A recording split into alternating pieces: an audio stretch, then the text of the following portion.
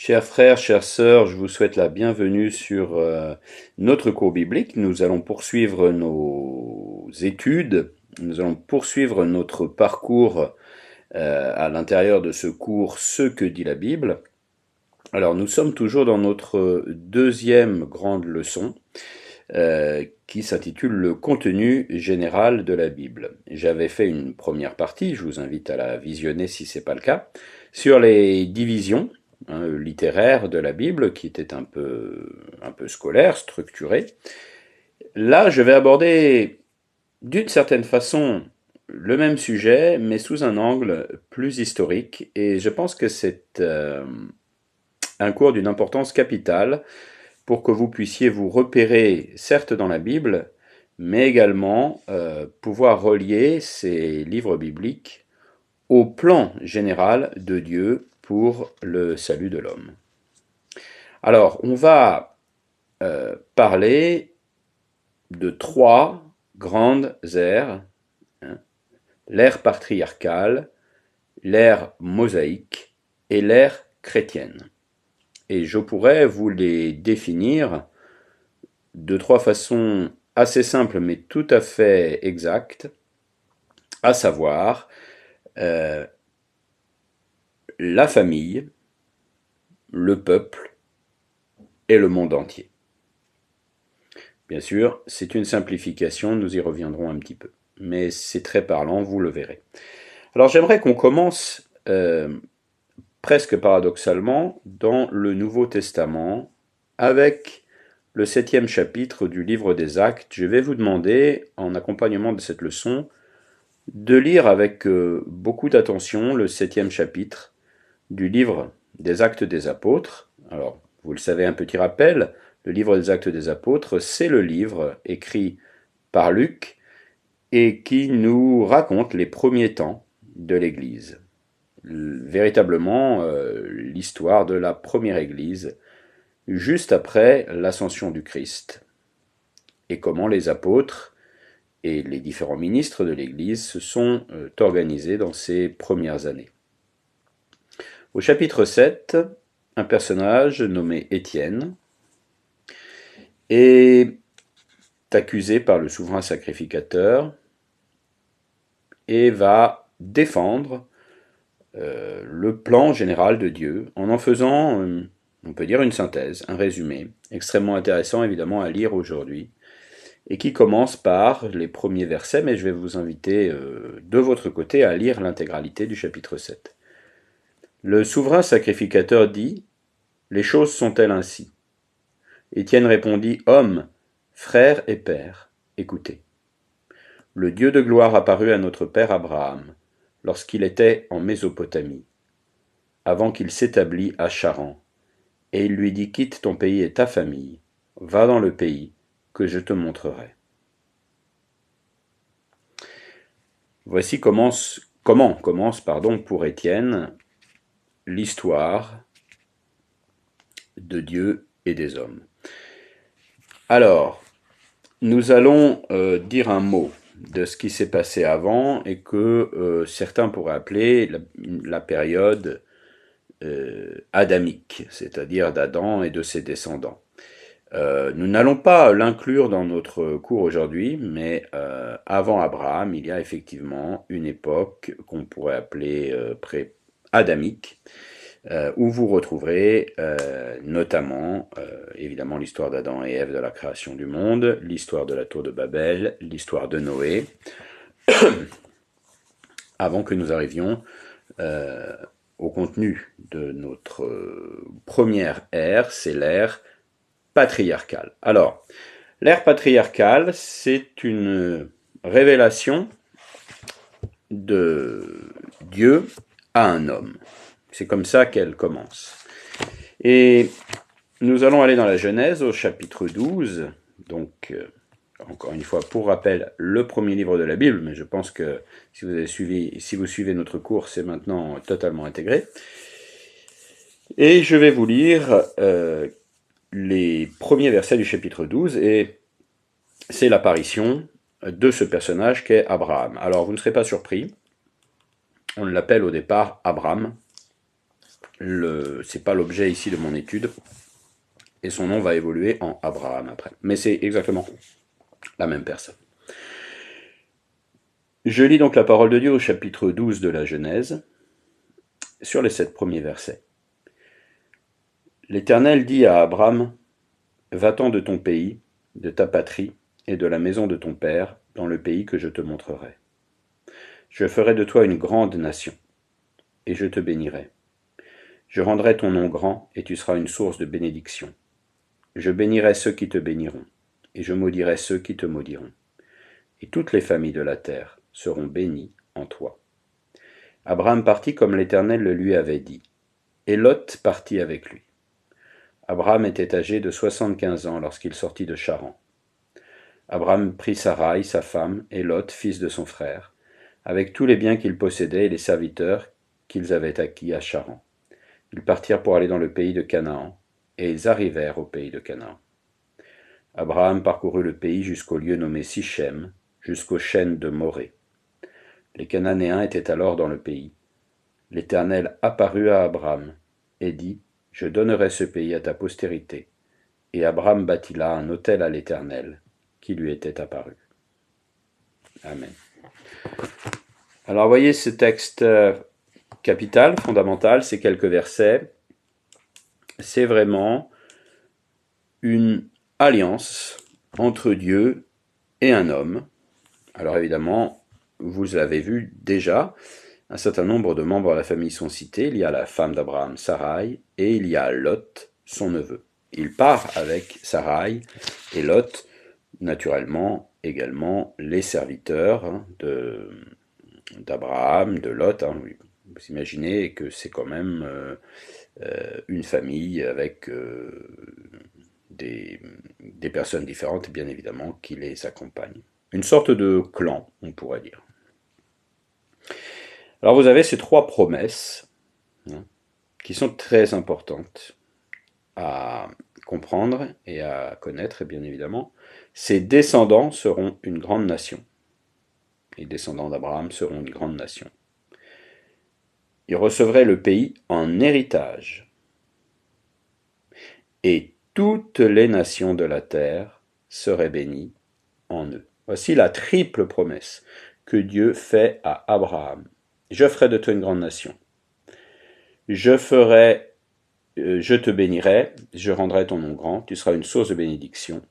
Et je maudirai ceux qui te maudiront, toutes les familles de la terre seront bénies en toi. Et, au verset 7, je donnerai ce pays à ta postérité. Une terre, un peuple, et les bénédictions dans toutes les familles de la terre, dans toutes les nations. Voici le pacte. Voici l'alliance que Dieu établit avec Abraham. Alors Abraham va obéir à l'Éternel, vous l'avez vu, il descend à Canaan et il aura un fils, il aura 2 fils, mais dans mon propos, pour le moment, ce qui m'intéresse, c'est la naissance d'Isaac. Isaac lui-même donnera naissance à Jacob. Jacob qui changera de nom également pour s'appeler Israël. On peut dire Jacob Israël, on peut dire Jacob, on peut dire Israël, mais pour pas confondre Israël et le personnage, on va utiliser Jacob. Et Jacob aura 12 fils, et ces 12 fils, eh bien ce sont ceux qui donneront naissance aux 12 tribus d'Israël, dont la tribu de Juda, la tribu de Lévi, la tribu de Benjamin, la tribu de Ruben, la tribu d'Issachar, la tribu de Nephtali, la tribu de Siméon, la tribu de Dan, j'en oublie bien entendu, il y en a 12. Et donc, c'est avec ces tribus et les descendants de ces tribus que s'achèvera l'ère patriarcale. Vous voyez, c'est une histoire de famille et de descendance. Vous avez Abraham, Isaac, Jacob et les 12 fils de Jacob. Tout cela, c'est raconté dans le livre de la Genèse. Le livre de la Genèse va se terminer avec la réconciliation des 12 tribus, des 12 frères, parce qu'il y a notamment Joseph, cette tribu que j'ai pas, ne va pas donner naissance à une tribu, mais c'est un des fils, qui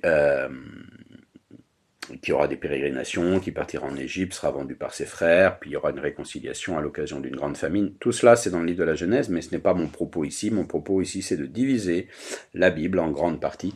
Donc, vous êtes avec l'ère patriarcale qui commence tout simplement avec le patriarche Abraham. On l'appelle ère patriarcale parce que toutes ces personnes, on les appelle communément des patriarches. On va poursuivre avec l'ère mosaïque. Et cette fois-ci, c'est véritablement à un autre pacte, une autre alliance, et le don de la loi auquel nous allons assister. Donc, après cette ère patriarcale, les fils de Jacob s'installent en Égypte. Ils vont vivre en Égypte et leurs descendants vont vivre en Égypte et vont se retrouver réduit en esclavage par des changements politiques et un changement d'attitude des pharaons vis-à-vis des Hébreux. Et c'est dans ce contexte qu'apparaît le personnage de Moïse, qui va donner son nom à notre deuxième grande ère, l'ère mosaïque. Je pense que vous connaissez certainement quand même un petit peu l'histoire de Moïse. Vous pouvez la lire intégralement dans le livre de l'Exode. Vous en avez un résumé, naturellement, aussi, toujours dans ce fameux 7e chapitre du livre des Actes, qui va vous reprendre l'ensemble des 2 premières ères que nous abordons là aujourd'hui, l'ère patriarcale et l'ère mosaïque. Alors, l'ère mosaïque, elle est essentiellement, bien évidemment, le fait majeur, pardon, je cherche un peu mes mots, le fait majeur, c'est le don de la loi sur le mont Sinaï, les 10 commandements, mais aussi toutes les prescriptions qui vont suivre les 10 commandements. Donc là, vous pouvez naturellement les trouver dans le 20e chapitre du livre de l'Exode. On peut y aller ensemble d'ailleurs, pourquoi pas après tout. Hop, donc on va y aller pour lire à la source. Donc je lis dans le 20e chapitre du livre de l'Exode. Alors Dieu prononça toutes ces paroles en disant : Je suis l'Éternel ton Dieu, qui t'ai fait sortir du pays d'Égypte, de la maison de servitude. Tu n'auras pas d'autre Dieu devant ma face. Tu ne feras point d'image taillée, ni de représentation quelconque des choses qui sont en haut dans les cieux, qui sont en bas sur la terre, qui sont dans les eaux plus bas que la terre. Tu ne te prosterneras point devant elles, et tu ne les serviras point, car moi, l'Éternel ton Dieu, je suis un Dieu jaloux, qui punit l'iniquité des pères sur les enfants, jusqu'à la 3e et à la 4e génération de ceux qui me haïssent, et qui fait miséricorde jusqu'à la 1000e génération à ceux qui m'aiment, et qui gardent mes commandements. Tu ne prendras point le nom de l'Éternel ton Dieu en vain, car l'Éternel ne laissera point impuni celui qui prendra son nom en vain. Souviens-toi du jour de repos, pour le sanctifier. Tu travailleras 6 jours, et tu feras tout ton ouvrage. Mais le 7e jour est le jour du repos de l'Éternel, ton Dieu. Tu ne feras aucun ouvrage, ni toi, ni ton fils, ni ta fille, ni ton serviteur, ni ta servante, ni ton bétail, ni l'étranger qui est dans tes portes. Car en 6 jours l'Éternel a fait les cieux, la terre, la mer, et tout ce qui y est contenu. Il s'est reposé le 7e jour. C'est pourquoi l'Éternel a béni le jour du repos et l'a sanctifié. Honore ton père et ta mère, afin que tes jours se prolongent dans le pays que l'Éternel ton Dieu te donne. Tu ne tueras point, tu ne commettras point d'adultère, tu ne déroberas point, tu ne porteras point de faux témoignages contre ton prochain, tu ne convoiteras point la maison de ton prochain, tu ne convoiteras point la femme de ton prochain, ni son serviteur, ni sa servante, ni son bœuf, ni son âne, ni aucune chose qui appartienne à ton prochain. Amen. Ce sont les 10 commandements. Tout simplement les 10 commandements. Alors la loi que Dieu va donner à Moïse va être le socle de l'alliance entre le peuple hébreu et Dieu. C'est un véritable pacte, là encore, avec toute une série de commandements. Là, c'est la base avec les 10 commandements, mais vous savez qu'il y en a beaucoup qui vont suivre. Certains sont contenus dans la Bible, et puis bien plus tard, après, le peuple juif va rajouter encore des instructions. Bon, ça, je n'ai pas besoin d'y revenir. Notamment puisque nous sommes actuellement en train de lire le livre de Lévitique, vous voyez tout un certain nombre d'instructions qui découlent des 10 commandements, sur la façon d'adorer Dieu, la façon de rendre le culte à Dieu, et ça fait partie donc de toute l'alliance entre le peuple et Dieu, et qui va être le socle de tout l'ère mosaïque, qui va se poursuivre pendant très longtemps, puisqu'elle ne va pas s'arrêter à Moïse. Donc là maintenant je vais maintenant qu'on a compris la base, c'est Dieu qui libère son peuple d'Égypte, qui désigne Moïse comme le prophète qui va sortir son peuple d'Égypte à travers le désert. Vous avez évidemment tous les grands passages, les 10 plaies d'Égypte, et puis la mer qui s'ouvre devant le peuple et qui se referme sur les soldats de Pharaon. Puis beaucoup d'épisodes, l'errance à travers le désert, beaucoup de doutes du peuple, et puis voilà, et le don de la loi au milieu de cette errance dans le désert, en marche vers le pays promis, le pays que Dieu avait promis à Abraham. Le peuple retourne dans la terre de Canaan pour cette fois-ci en prendre possession. Voilà le deal, si je puis dire, voilà le pacte entre Dieu et son peuple par l'intermédiaire de Moïse. Alors, à la mort de Moïse, Moïse va mourir devant la terre promise, il ne rentrera pas dans la terre promise. C'est son successeur Josué qui va mener la conquête du pays de Canaan, à l'aide évidemment des tribus d'Israël qui sont organisées.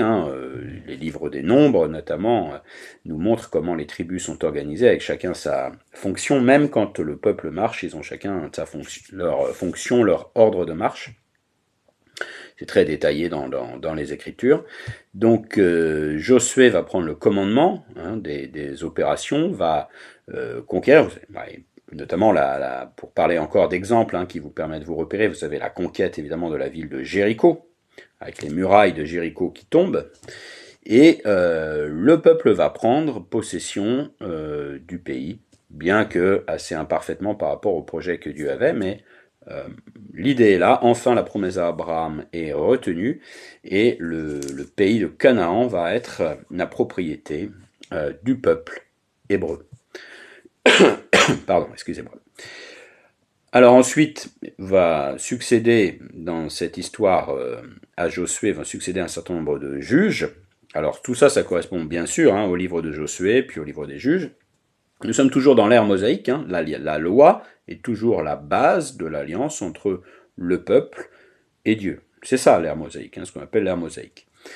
Et ces juges vont se succéder jusqu'à ce que finalement le peuple demande à avoir un roi.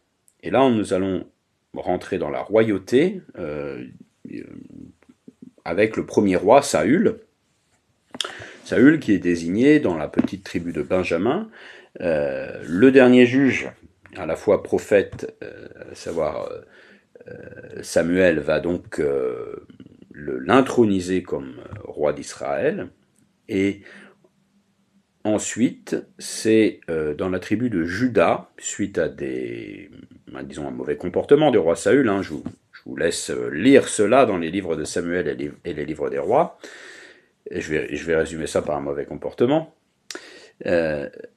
avec le célèbre roi David qui va fonder, lui, et affermir considérablement la monarchie, lui et son fils, qui lui succédera, Salomon. Donc, nous avons toutes les tribus qui vivent sous l'autorité politique de David, puis de son fils Salomon, le culte étant organisé autour de la tribu de Lévi, qui est la tribu qui a été désignée pour s'occuper du culte, et en particulier de la famille d'Aaron, qui est le frère de Moïse, et donc des descendants d'Aaron, membres de la tribu de Lévi, qui occupe le poste de souverain sacrificateur, et puis les autres de sacrificateurs, et qui a la charge du culte rendu à l'Éternel, comme on peut le trouver, selon les règles que l'on peut trouver, dans le livre du Lévitique. J'espère que je suis clair. On est historiquement autour de l'an 1000 avant Jésus-Christ, pour faire simple. Hop, je vais prendre aussi un petit chronologie. Vous avez parfois dans vos Bibles aussi, c'est peut-être important que je vous le dise, en tout cas c'est le cas dans la mienne, une petite chronologie qui souvent aide un peu à se repérer. Hein. Là, le but n'est pas de devenir spécialiste de toutes les dates, hein, en aucun cas, mais de comprendre grosso modo l'évolution. Et c'est très important parce que si on ne connaît pas du tout notre histoire, on est perdu dans les textes, on est perdu dans les contextes. Alors à la mort du roi Salomon, il y a hélas le début de l'idolâtrie hein, qui arrive. Alors je ne dirais pas qu'il n'y en a jamais eu avant, parce que les choses sont plus complexes que cela, mais enfin il y a vraiment une rupture, et on va lire quelques versets. Alors je suis dans le premier livre des rois au chapitre 11, et je vais lire les 13 premiers versets. À la fin du règne extrêmement glorieux du roi Salomon, hein, qui a considérablement étendu le territoire, qui a été très riche, et qui, je dois le rappeler, hein, est l'auteur, comme son père, de larges portions de la Bible, dans les livres de sagesse, on en a parlé au cours précédent. Malheureusement, tout n'est jamais vraiment blanc et noir, puisque Dieu est parfait, mais l'homme est loin de l'être, et le roi Salomon va, hélas, se vautrer sur la fin de sa vie dans l'idolâtrie. Je vais donc vous lire ce passage-là. Le roi Salomon aima beaucoup de femmes étrangères, outre la fille de Pharaon. Des Moabites, des Ammonites, des Édomites, des Sidoniennes, des Étiennes, appartenant aux nations dont l'Éternel avait dit aux enfants d'Israël, « Vous n'irez point chez elles, et elles ne viendront point chez vous. Elles tourneraient certainement vos cœurs du côté de leur Dieu. » Effectivement, dans le livre du Deutéronome, Dieu avait bien averti son peuple de se séparer des autres peuples, des peuples païens, et on le voit, le roi Salomon, par la séduction hein, des femmes qui l'ont séduit, il n'a pas respecté ce commandement. Ce fut à ces nations que s'attacha Salomon, entraîné par l'amour. Il eut 700 princesses pour femmes et 300 concubines, et ces femmes détournèrent son cœur. À l'époque de la vieillesse de Salomon, ces femmes inclinèrent son cœur vers d'autres dieux, et son cœur ne fut point tout entier à l'Éternel, son Dieu, comme l'avait été le cœur de David son père. Salomon alla après Astarté, divinité des Sidoniens, et après Milcom, l'abomination des Ammonites. Et Salomon fit ce qui est mal aux yeux de l'Éternel, et ne suivit point pleinement l'Éternel comme David son père.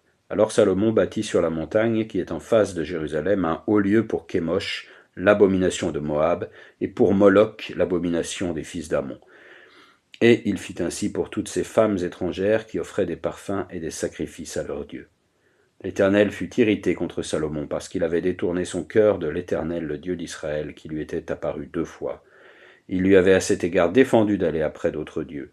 Mais Salomon n'observa point les ordres de l'Éternel, et l'Éternel dit à Salomon, « Puisque tu as agi de la sorte, et que tu n'as point observé mon alliance et mes lois que je t'avais prescrites, je déchirerai le royaume de dessus toi, et je le donnerai à ton serviteur.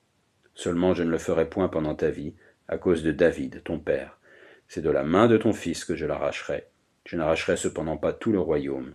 Je laisserai une tribu à ton fils à cause de David, mon serviteur, et à cause de Jérusalem, que j'ai choisi. » Voilà, vous voyez là, c'est assez clair. C'est une alliance, il y a des commandements, il y a des choses à respecter. Salomon ne les respecte pas, et l'Éternel en tire la conclusion logique, et va donner une punition dans cette alliance, et à partir de là, eh bien, le royaume des Hébreux va se séparer.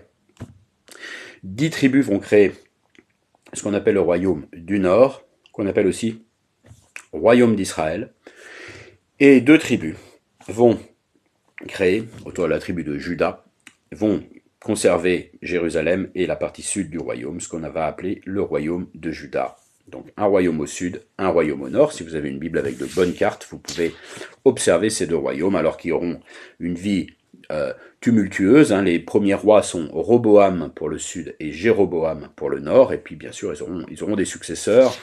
Et je ne veux pas rentrer dans les détails de toutes ces ces événements, ces aventures, mais vous avez évidemment tout, hein, tous les rois qui sont désignés dans les Écritures. À la fin des fins, les deux royaumes vont de toute façon s'écrouler, hein, et partir en exil, à tel point même que on ne trouve plus trace des 10 tribus du royaume du Nord. Hein. Aujourd'hui, elles se sont perdues dans les vicissitudes de l'histoire. Alors, il y a des thèses un peu farfelues sur les tribus perdues qu'on retrouverait ça et là. Bon, grosso modo, il n'y a aucune trace sérieuse et réelle des 10 tribus perdues du Nord. Par contre, la tribu de Juda a survécu. C'était une promesse, hein, qui déjà datait de la Genèse, hein, puisque le vrai sauveur devait venir de la tribu de Juda. Donc évidemment, il fallait que cette tribu perdure. Et cette tribu, même si elle avait perdu le pouvoir politique, et elle part en exil, elle va quand même revenir, perdre le pouvoir politique, mais pouvoir restaurer le culte à l'Éternel, et c'est évidemment la condition absolue pour que Jésus-Christ, le lion de la tribu de Juda, puisse, disons, apparaître dans l'histoire de Dieu.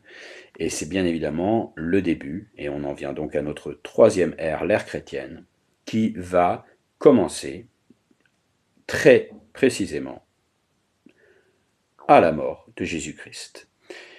Le testament, l'alliance, elle est scellée par la mort de Jésus-Christ, qui va donc en terminer avec la loi de Moïse, tout en l'accomplissant pleinement, c'est-à-dire en la respectant intégralement de lui-même, et en lui donnant un nouveau sens, plus profond, un sens qui touche les cœurs. Il ne s'agit plus seulement de faire des actes apparents, il s'agit de la vraie conversion du cœur. On peut donner un exemple assez concret qui va nous parler à tous. Il était interdit de commettre l'adultère, bien entendu, la loi de Moïse. C'est toujours le cas, évidemment. Les chrétiens sont toujours soumis à cette interdiction. Mais le commettre dans son cœur, avoir des désirs pour une autre femme, est déjà un péché, c'est déjà un accroc dans la loi. Donc, vous voyez, Jésus-Christ, en fait, on dit qu'il accomplit la loi au sens où il la transforme, il la rend pleine, il lui offre une plénitude, il lui donne un sens beaucoup plus profond. Et donc c'est la fin de l'ère mosaïque et le début de ce qu'on appelle l'ère chrétienne. Et c'est une nouvelle alliance, hein. Par sa mort, il y a un nouveau testament, et un nouveau pacte, une nouvelle alliance, et cette fois-ci, elle n'est plus adressée à un peuple, elle va être adressée à toute l'humanité. Et nous sommes dans cette alliance, dont je dirais l'institution qui est chargée de faire vivre cette alliance, eh bien c'est tout simplement l'Église, fondée par Jésus-Christ. Donc, évidemment, pour nous, il est très important, quand on étudie la Bible, de comprendre dans quelle ère on se situe. Est-ce qu'on est dans l'ère des patriarches, l'ère patriarcale? Est-ce qu'on est dans l'ère mosaïque? Est-ce qu'on est dans l'ère chrétienne? Et puis, il est important aussi que nous comprenions que ce qui s'applique à nous, eh bien, ce sont les principes de la Nouvelle Alliance, de l'ère chrétienne qui s'est ouverte. Ce ne sont pas les principes de l'Ancienne Alliance. Et ça, j'ai déjà eu l'occasion d'en parler. Un tout petit mot pour terminer. J'espère que ce cours vous aide à structurer votre pensée et va pouvoir vous jalonner un peu votre parcours. Un tout petit mot pour terminer. L'ère chrétienne, elle aura une fin, et cette fin, on en reparlera à la fin de notre cours Ce que dit la Bible, puisque ça concerne les choses à venir, c'est le retour promis de Jésus-Christ sur la terre. Voilà. Alors j'espère que ce cours vous a plu, j'espère qu'il vous aide à y voir un petit peu plus clair. Ère patriarcale, Abraham et ses successeurs, la famille d'Abraham. Ère mosaïque, tout le peuple hébreu, hein, qui deviendra ensuite le peuple juif, puisque juif ça vient de la tribu de Juda, donc comme je vous ai dit à un moment donné, il ne restera plus vraiment que la tribu de Juda. Mais ça c'est l'ère mosaïque autour de la loi donnée à Moïse. Puis, par le ministère de Christ, ses enseignements, et validés par sa mort, et bien sûr sa résurrection, mais c'est sa mort qui va mettre un terme complet à l'ère mosaïque, le début de l'ère chrétienne, qui, elle, ne s'ouvre pas qu'au peuple juif, hébreu ou juif, mais à toute l'humanité, sans distinction de race, de sexe à toute l'humanité. Voilà, j'espère que c'est un cours qui paraît peut-être simple, mais qui est important à comprendre parce que je vois beaucoup de gens un petit peu perdus dans l'histoire biblique. Alors là, j'ai survolé parce que le but là n'est pas évidemment de rentrer dans tous les détails, mais naturellement si ça vous intéresse, bien vous pouvez. La source de précision est simple, hein, c'est toujours la même et ça ne va pas changer. Hein. Donc et je vous invite évidemment à aller peut-être voir quelques détails. Et à commencer, je vous rappelle, la consigne, le commandement pour ce cours, lire attentivement le 7e chapitre du livre des Actes. Soyez toutes et tous bénis. Prochaine étape, le cours numéro 3, où on va être enseigné sur la question de l'autorité. Quelle source d'autorité? Qu'est-ce qui fait autorité pour la vie chrétienne? Soyez bénis, à très bientôt.